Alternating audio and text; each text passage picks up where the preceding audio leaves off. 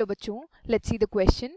So assertion given is carbon 12 is one of the isotope of carbon and can be represented as carbon 12. तो हमें assertion given है and a reason given है. The present system is based on carbon 12 system and carbon 12 is assigned as a mass of exactly 12 atomic mass unit and masses of all other atoms are given relative to this standard. तो इस question को solve करते हैं. Question को solve करने के लिए हम कॉन्सेप्ट यूज करेंगे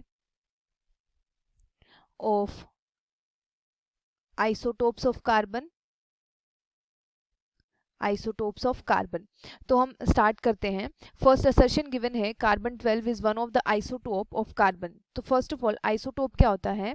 आइसोटोप्स वो एटम्स होते हैं जिनका सेम एटॉमिक नंबर होता है, having same atomic number but different atomic mass. Different atomic mass. तो अगर हम बात करें कार्बन 12 की तो हमारे पास कार्बन के 3 आइसोटोप्स होते हैं with carbon 12, carbon 13 and carbon 14. यहाँ पे इनका सबका मास डिफरेंट है लेकिन एटॉमिक नंबर सेम है, that is 6, 6 and 6.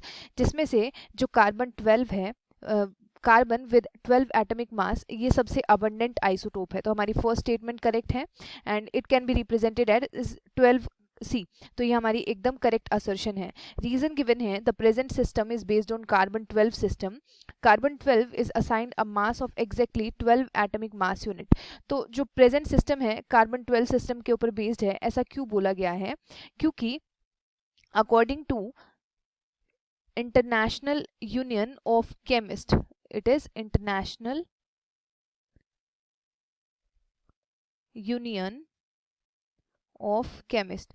according to international unit of a chemist, जो कार्बन 12 आइसोटोप है, कार्बन 12 जो आइसोटोप है इसको standard as a standard use किया गया to compare the masses of other elements.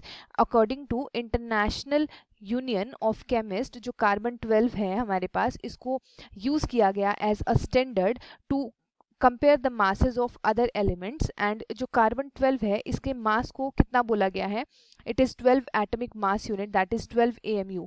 ऐसा क्यों बोला है? कि जो कार्बन है उसके जो एटम्स हैं, कार्बन 12 के जो एटम्स हैं उनका जो रिलेटिव मास है, रिलेटिव एटॉमिक मास है, वो होल नंबर आया है, that is 12. And that is why इसको हम यूज करते हैं as a standard to compare the masses of other elements. तो हमारा रीजन भी करेक्ट है, तो असर्शन भी करेक्ट है एंड रीजन भी करेक्ट है. लेकिन जो असर्शन एंड रीजन है, दीज ये जो रीजन है ये करेक्ट एक्सप्लेनेशन नहीं है असर्शन की, क्योंकि असर्शन में गिवन है जो कार्बन 12 है वो वन ऑफ द आइसोटोप्स है. एंड दैट इज वाई जो रीजन है हमारा ये करेक्ट एक्सप्लेनेशन नहीं है, बिकॉज असर्शन में कार्बन 12 के बारे में बताया गया है एंड रीजन में जो कार्बन 12 है उसको as a relative standard use किया गया है. तो जो रीजन है that is not the correct explanation. तो हमारा ऑप्शन बी करेक्ट हो जाएगा, that both assertion and reason are correct but reason is not the correct explanation of assertion. I hope you understood. All the best.